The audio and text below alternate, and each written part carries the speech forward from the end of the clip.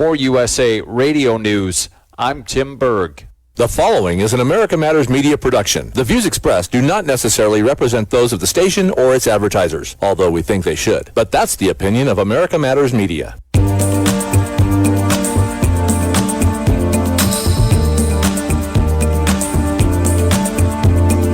This is not America. Sha-la-la-la-la. Little piece of you. Hey, welcome to Talking Truth to Power. I'm your host, President Trainor, my co-host, Leland Faegre, and behind the board, Shanimal Lawson. Without whom? Morning. So, it's a nice, crisp January day. Beautiful morning, yep. Beautiful. And there's a lot of news that we have had to cover. There is? Yeah, I think so.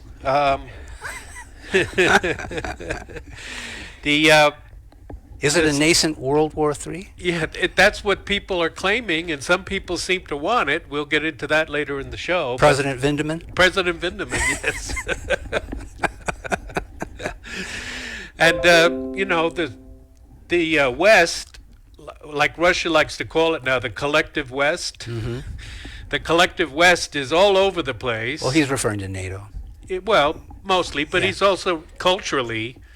I mean, Russia culturally is different than France, or at least cosmopolitan France, Macron's France. Sure. Yeah, I mean, for various reasons. But the State Department has issued a warning that Russia has agents in the Donbass ready to create a false flag operation. They should know because they've sent our agents over there. Exactly. That's what the Ukrainian separatists are saying. They say that it's actually Ukrainian sacred agents that are likely to do murder and sabotage in the Donbass disguised as Russians in order to incite and more inflame the situation. Not to mention Kiev. Because didn't I see where there was a rush of a crowd onto the parliament in Kiev just overnight or Wow, I yesterday? didn't see that. Yeah. I didn't really check the news this Yeah, morning. I mean, it's just like 2014 all over again. Yeah. Well, So we pushed out the regime so that we could bring in our own. right. That's what So we who did. was this mob? Did they identify the mob? I actually didn't get through the story, but I Okay. saw an image of the crowd and a reference to the fact that they had swarmed the parliament. Well, all of this talk is driving the Ukrainians crazy, but nobody cares about the Ukrainians. You know, this is all... And the Ukrainians aren't concerned about the Russian invasion. Well, some of them are. I mean, let's face it, Ukraine is divided. In the south and the east, they're, mostly ethnic Russian, but in the north, in Kiev, and then going west to Lvov, which is the most western city, they're mostly Poles or Lithuanians. You know, they Yeah. are not friendly to Russia. Right, but they're going to these men on the street Yeah. people, and they're not concerned. That's the message. That's the narrative No, they I- want us to see. Well, maybe, Yeah. but I've seen that a lot of Ukrainians are panicking, and they don't know what's going to happen, and this whole situation is being inflamed, but nobody cares about them. They've already lost 14,000 people at least in the and the after effects of the 2014. Yeah, so they don't know. They're all confused and stressed out, but we don't care. The MI6 doesn't care. Now And Johnson's going to send in troops? Biden, Johnson. Johnson? Yeah, Boris Johnson. Oh, Johnson. Oh, gosh. Is that like the So our 51st state is committed to sending troops into the region. Is that like the one battleship that was supposed to go into the Black Sea and then turned around at the last minute? Yeah, Or remember that? Or Yeah. the one ship that was supposed to challenge China? And Johnson is reliving the glory old days of the British Empire that aren't there. Well, he needs a distraction as well. Yeah, oh, Because yeah. he's in trouble electorally, just like Biden is. Oh, yeah, he is. Which is really the reason for all of this. They need a distraction. Right. The American people have the recollection of 5 minutes before they move on to something else. Exactly. And they, of course, Clinton distracted everybody when he started the war over Kosovo, and, it seemed to work then. So Well, it always works. They go back to the playbook. It's yeah. formulaic, yeah. Yeah.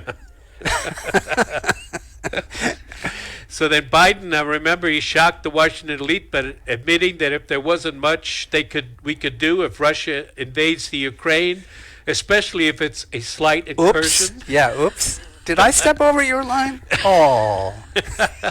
It's kind of like, I'll just put the tip in, baby. Yeah, right. Just to get a taste of it. You know the Yeah, thing. we know the thing. So now that makes it likely, or more likely, that if Ukraine does do something on the border, Russia would invade and they would just occupy the Donbass region, so that nobody talks about the 100,000 troops that Ukraine has on the border with Donbass. I think that actually that scenario that you're describing is a reasonable scenario, I think. Yeah. If Ukraine, especially if Ukraine does something aggressive against the people of the Donbass, then I think it is kind of likely that Russia will move in and provide security for that region. And how many do they have in the trenches already? The Ukrainian They have forces? 100,000 at least. Yeah, about 100,000, I heard. And most of them are conscripts, and they're not going to probably Yeah, want to right, fight. right. They'd rather be They're anywhere else than Just in those about anywhere trenches. else, yeah. But some of them are hardcore neo-Nazis. You can see them flying the swastika from, Sure. over, That's what this historical thing is about. Yep. So if more hawkish elements in Moscow pervade Russia could conceivably take the whole South, and that would secure their access, their safety to the Black Sea, which is historically extremely important to Russia. It's the only warm water outlet to the world, to the Atlantic, and so we'll see. Like I say, if they just take the South, there may not be that much, opposition. They might be welcomed. I mean, just like we were supposed to be welcomed into Iraq. And to think this is just about NATO. I know It's really, and it doesn't get any attention whatsoever. No, it doesn't. And for our listening audience, I'm going to quote Eisenhower once again on this show because we talk about it all the time. But in 1951, he said, if in 10 years all American troops stationed in Europe for national defense purposes have not been returned to the United States, then this whole project will have failed. Exactly.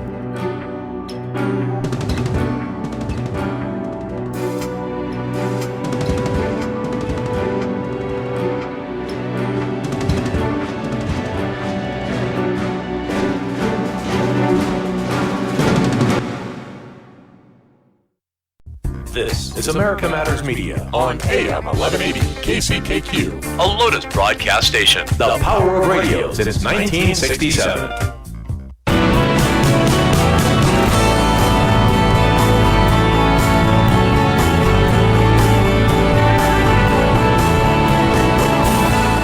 Want to expand your advertising dollar? Sponsor this or any America Matters program by calling 775-827-8900, extension 2. Now back to the show. And welcome back to Talking Truth to Power. I'm your host, Brendan Trainor. I'm here with Leland Faegre. So, this could possibly turn into World War III. We surely hope not. We've discussed that potential scenario on the show in the past, Yes. that they need a potential false flag to set up World War III. But I thought false flags don't exist. That's a conspiracy theory. The false flag they're talking about doesn't exist. If you go to Aide, at least it was a few days ago, you will see that they still consider false flags to be a conspiracy theory. Yeah. Well, that I think in their interest, they want to sort of run this idea, this theme that is degradable, so that it doesn't have any serious connotation for the most part. That's the whole point of it. Yeah, yeah. But then we had the NATO alliance is falling apart.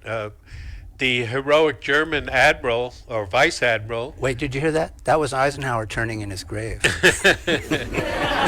K. Akim Schonbach. Yeah, I saw that quote. Yeah. That was quite something. Yeah, he said Putin deserves respect, and he was caught on video saying that there is no way that the Crimea is going back to Ukraine, which we have said over and over again. I mean, there's a better chance that America will give Texas back to Mexico than Crimea will go back to Ukraine. Yep, exactly. Yeah, so for speaking truth to power, he was forced to resign, but his courage in speaking out, it shook the Western alliance. Who knew there was a naval operative like that in Germany? Yeah, exactly. You don't think of Germany as having a navy. No, exactly. Yet You got to sink the Bismarck. they do. That's right. Yeah, you got to sink the Bismarck. So, Did I lose you? but then, like I said, his courage shook the Western alliance, and then Germany announced that they're not going to let Lithuania or Poland, who really, really hate the Russians, they're not going to let them transport arms to Ukraine through the German airspace. Mm-hmm. And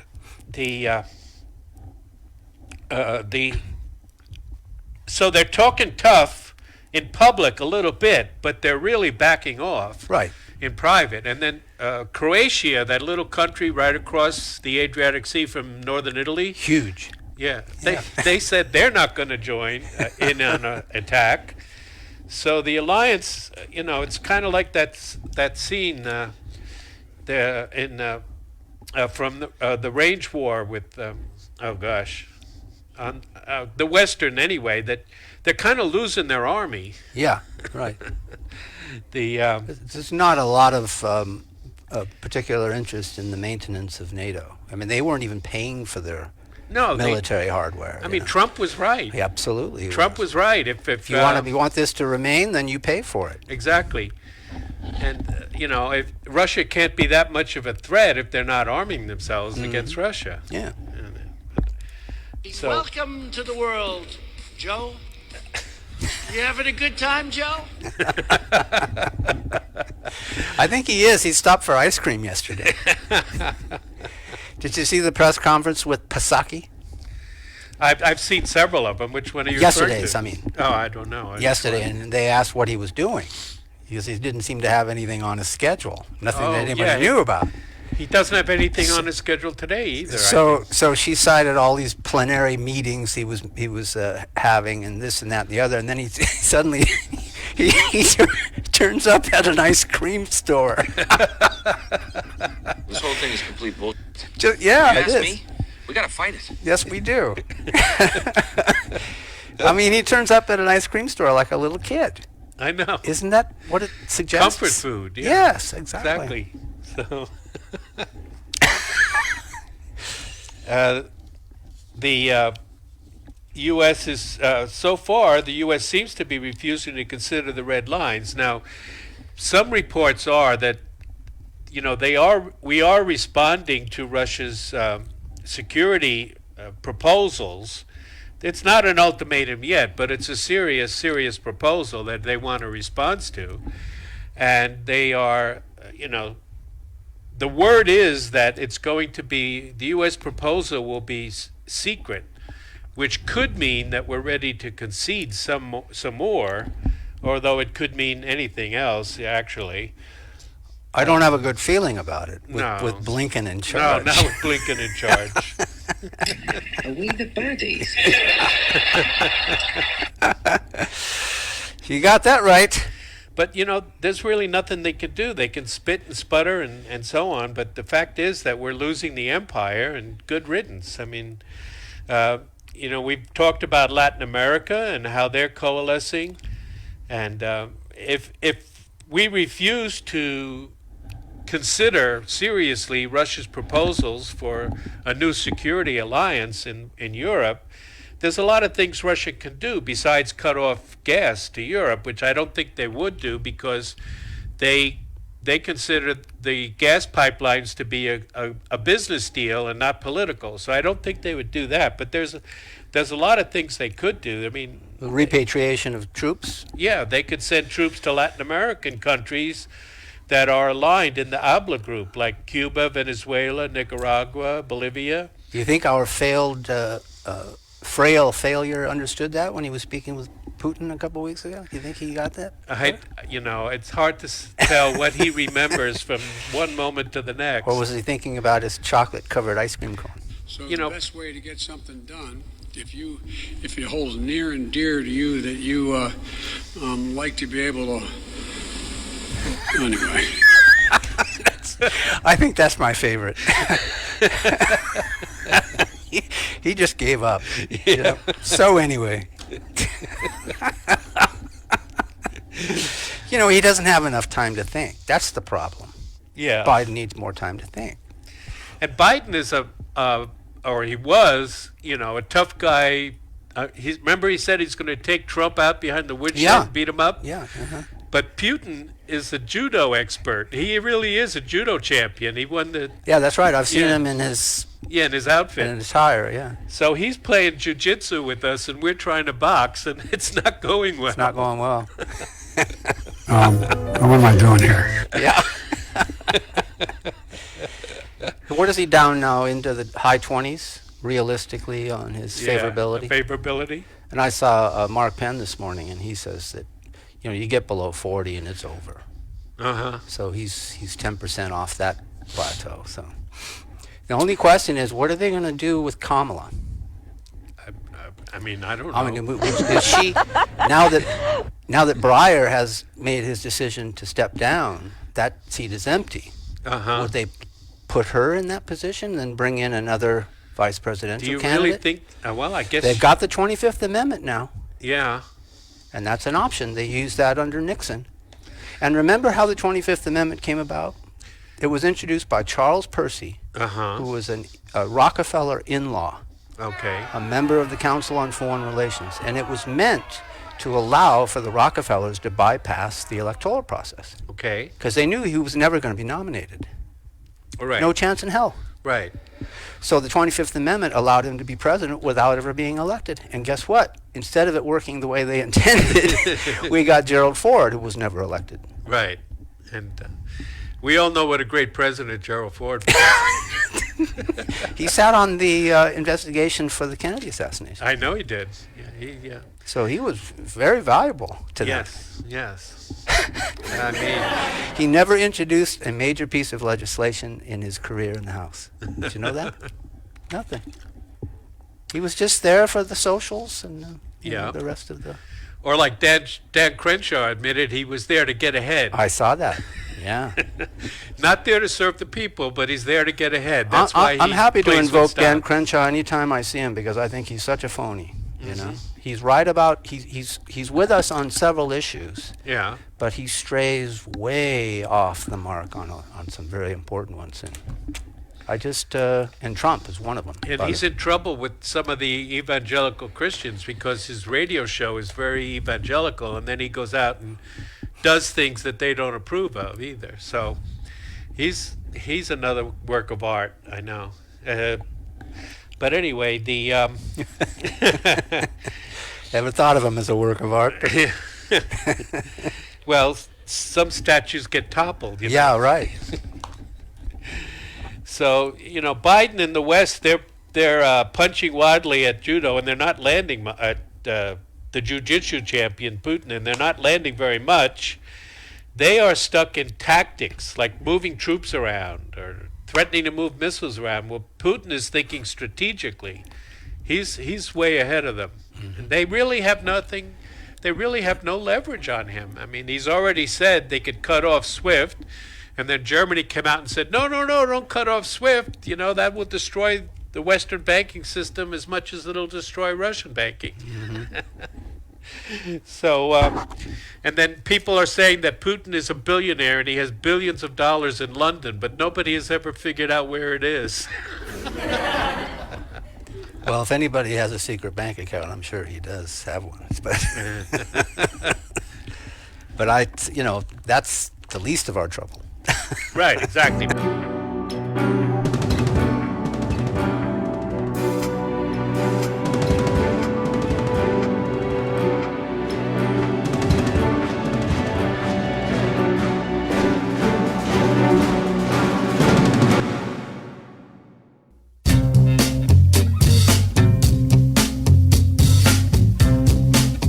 Hi, this is Eddie Floyd. Let me tell you about my favorite non-profit public charity, Wainema Wild Horse Sanctuary, located on the Forsythe Ranch in Hallelujah Junction area. And please go to www.wainemaranch.com. That's WYNEMA ranch.com.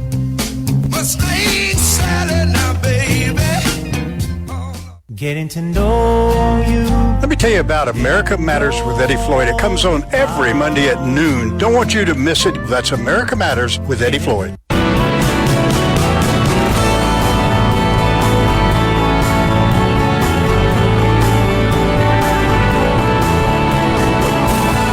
Unable to listen to the whole show? A recording of today's program will be available later today. Visit americamatters.us and click on the podcast link. Now, back to the show. Welcome back to Talking Truth to Power. And I think it's time we delve a little bit into the Great Reset, a.k.a. now it's being called the Great Transition. I haven't heard it described that way. Yeah, Klaus Schwab apparently issued an edict. Oh. I see. Yeah. So, these are going to be blurry a little bit between everything, but let's go over what the elites at Davos have in store for us. Okay? Yeah. Because that's where it's being brewed. Yeah. So the first premise is you will own nothing and be happy. Mm-hmm. Yes. Mm-hmm. You will rent and everything will be delivered to you by drone. Yeah, in their perfect world, huh? We will print organs. There will be no more need for transplants. Well, that's actually coming. It's possible, yes. You will eat less meat. Does you Sandy will eat know bugs, this? goyim, and like it. Does Sandy Cortez know this? Isn't she the one that champions less meat? I think so, I think she's on board. Yeah. 1 billion people will be displaced by climate change. So we will have to welcome these new refugees. Mm-hmm. Yeah. Well, they're already making that claim on our border. Yes, exactly. You know, the one they don't care about? Yeah, right. We care very much for Ukraine's Absolutely border. they do. Nancy Pelosi's got a new bill that Ukraine's border must be inviolable. Yeah, that's right. But Mexico and the U.S., not so much. We will go to Mars. Science can figure out how we can be healthy in space. That's another part of the Great Reset.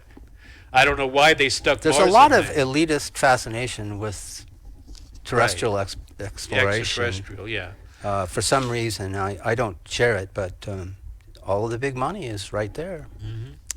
Vacations in space. Right. There will be a global carbon tax, and carbon dioxide polluters will have to pay the most. Mm-hmm. Actually, it'll be passed on to us because they don't pay tax. No. We'll be paying it. And the dumbbells will never understand that. Our Western values will be stretched to the breaking point, but democratic checks and balances will not be forgotten. Ah, so it'll be a nice memory. Exactly. You know, I published on our Facebook Talking Truth to Power page this great article from Von Mises' site from, I think it goes back to November of 2020, but it's been republished. It's called The United Nations and the Origins of the Great Reset. It's a phenomenal article. Okay. And we urge our listeners to go to our Facebook page, our Talking Truth to Power Facebook page, and read that article because it really lays it out nicely. And it goes into detail. It talks about the elitism, and it talks about the secret societies and the struggle for world government and everything we talk about here on the show. It's a brilliant, brilliant piece. And which we're seeing unfolding now. Yeah, we're watching it. Yeah, exactly. So that's the great transition. There's probably more, but that's what I got off so far from the great Klaus Schwab. Well, I think those are key points. Yeah. I wouldn't take issue with any of those. I just think it's a little less academic than I think it should be understood by the average citizen, you know. Once they It's a big club, and you ain't in it. Yeah, well said. All right. So then what has the squad been up to? Not much. What the squad this year, which was supposed to be the great socialist terror that was going to descend on us, according to Fox News, they've done nothing. The only thing they've done is certify that Nancy Pelosi's secret police, Capitol Police expansion. Slip of the tongue there. And they're all over the place. Alex Jones was questioned at the committee, and he claims that his texts and emails have been stolen, and he says he pleaded the fifth 100 times during his testimony. None of these people are being allowed to have judicial review of this stuff. Yeah. And it's flagrantly unconstitutional in so many ways. And I think that it's going to probably end up at the Supreme Court level before it's all over, because it's just so flagrant. Mm-hmm. Where do these people get this? They're other than desperation. That's really the modus operandi here. But apart from that, I think that they can get away with it, is the part that is pretty difficult to comprehend. Well, Sonia Sotomayor came out against packing the court. So did she? Yeah. I didn't hear that. Yeah, she did. She came out against it. So, now that Breyer is resigning, and you think they're going to possibly promote Kamala. Well, I postulate that. I don't know. But, they do have a problem with her. Right. What would you do with her? Exactly. How would you convince her to take that seat to begin with? And then This is CNN. and then they have Manchin and what's her name in Arizona? Sinema. They have to deal with her. All right. Or with them. So they don't. It's not going to be an easy path for them either way. But they have all kinds of trouble. They don't. Right. They're not really sure how this will play out. I don't think. So But none of them are good.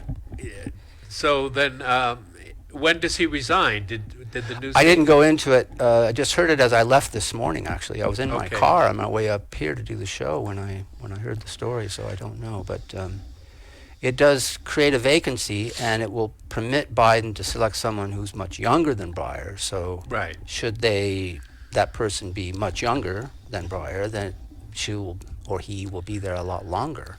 Yeah.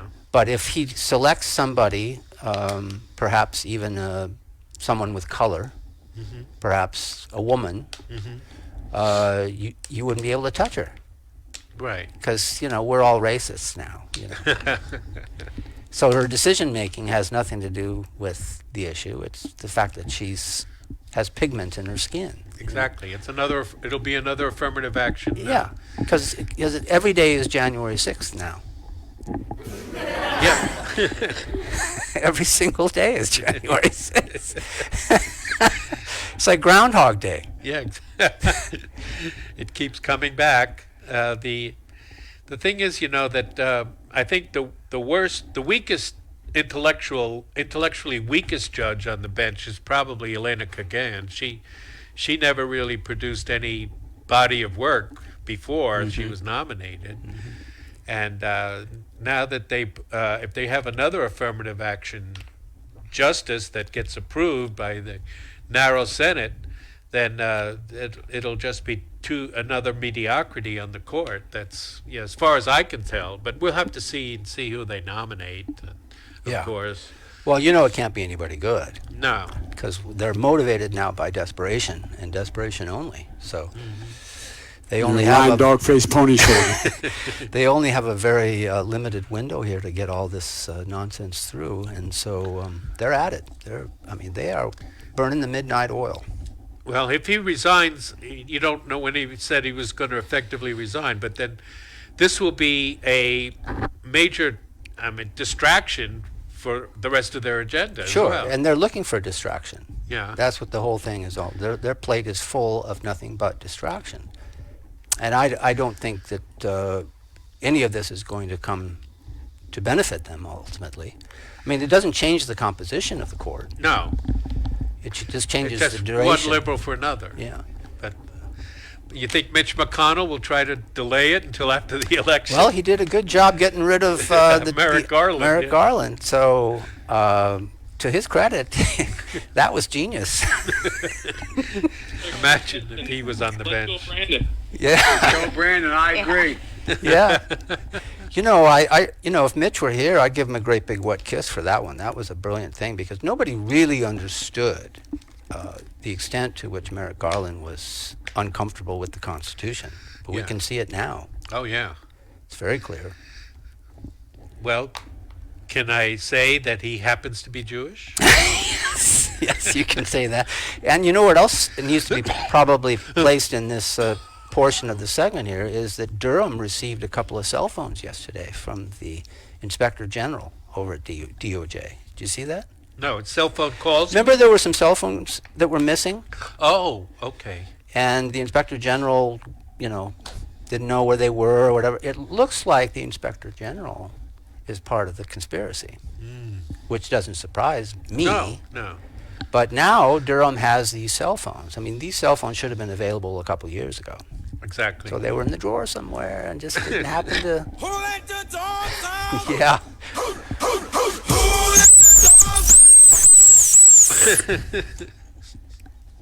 We wanted to do that since the show started, didn't we? Makes for a fun visual anyway. Yeah. And and then the New York Times is going back a little bit to Omicron. I think we have a few seconds left. Yep. They confirmed that Q was right and that the jab, the vaccine, actually can cause what they call short and transitory lengthening of women's menstrual cycles, which people were denying all over the place, and now it seems that it's true. Well, even I saw this morning Fox is now covering the fact that Fauci was covering up his emails. Yeah. We know that those emails reveal everything about the origins of this pandemic.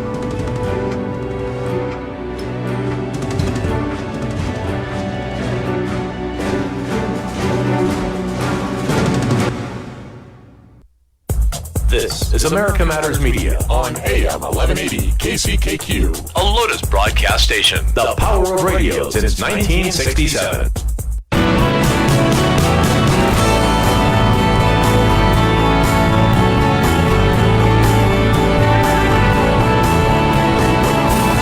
Are you shy and don't want to talk on the air? Text us your questions or comments to 775-237-2266. Now, back to the show.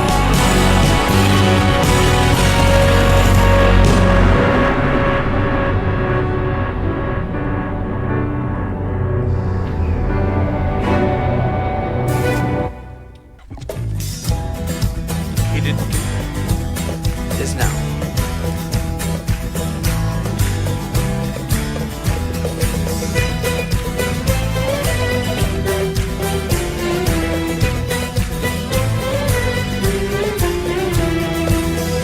Sounds Jewish.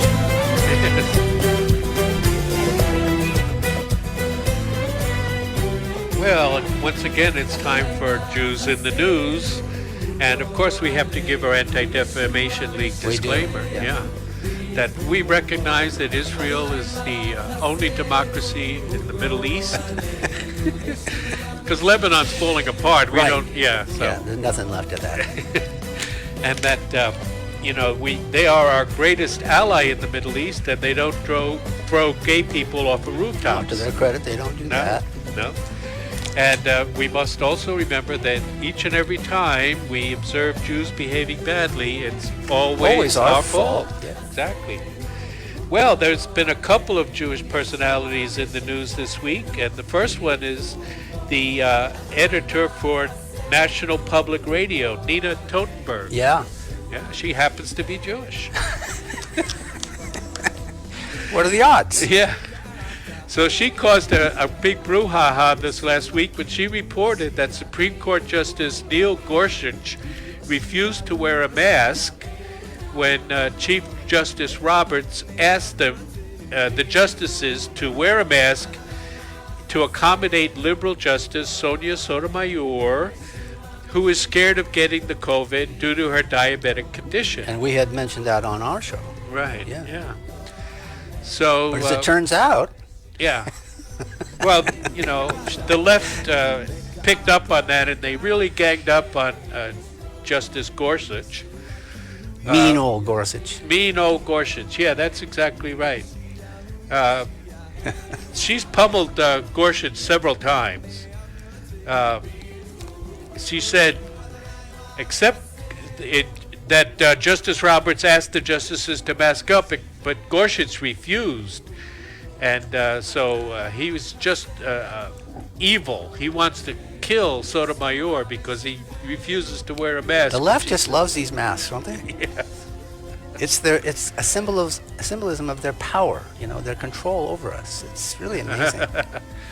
Now, even if he had worn a cloth mask, there would have been no outcry, even though the masks don't block anything. That's right. Yeah, they don't do anything. No, they're nothing more than a facial decoration, according to the CDC. And it's not clear that Sotomayor even knew whether anyone or everyone would wear masks at the arguments. She had previously said she was going to participate remotely. So none of this mattered as the media ran with the story of Gorsuch forcing Sotomayor to stay virtual and refusing to yield, and Gorsuch refusing to yield to Roberts' alleged encouragement to wear a mask. And far be it from me to mention this, but NPR is taxpayer funded. Exactly. Yeah. And when Gingrich was in majority and Speaker of the House, he couldn't get rid of this. No. That thing just has to be lined out. Exactly. Gone. And this is the kind of result we get. Uh-huh. Exactly. All of it at taxpayer expense. So MSNBC's Nicole Wallace declared Gorsuch guilty of anti-mask insanity.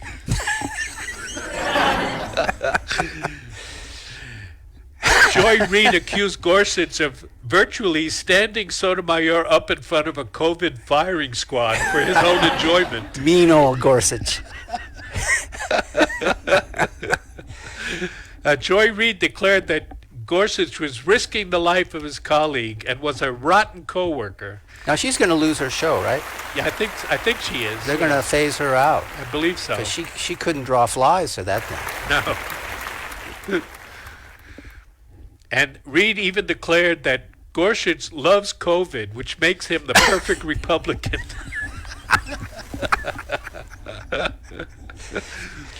They got to clean up their act over there. There won't be anybody left.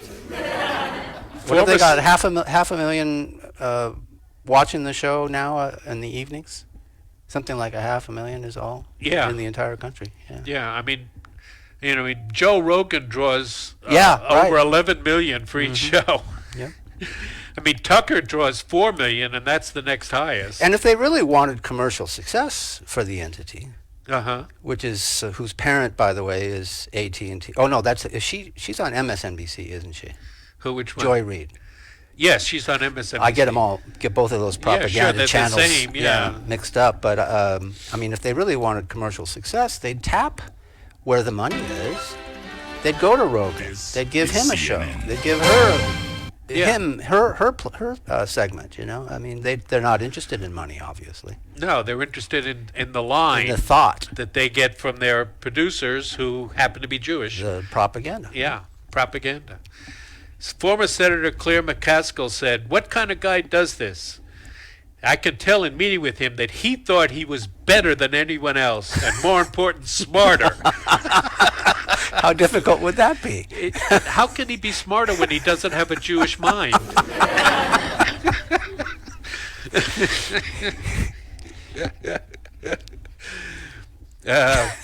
And Daily Cost chimed in.